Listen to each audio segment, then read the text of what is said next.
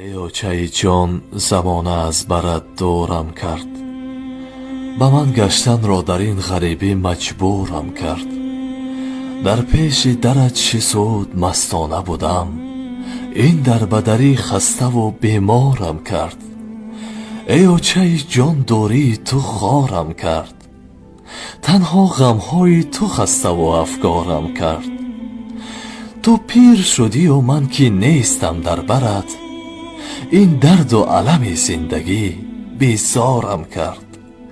ای چرخ فلک جدا زدادر شدم، زاری سخنهای همان خواهر و آچه شدم. فرصت بدهند که خانه خود بروم، پس مان کنار همان آچه شدم. آخر پیر شدی آچه جان، من که نیستم در برت،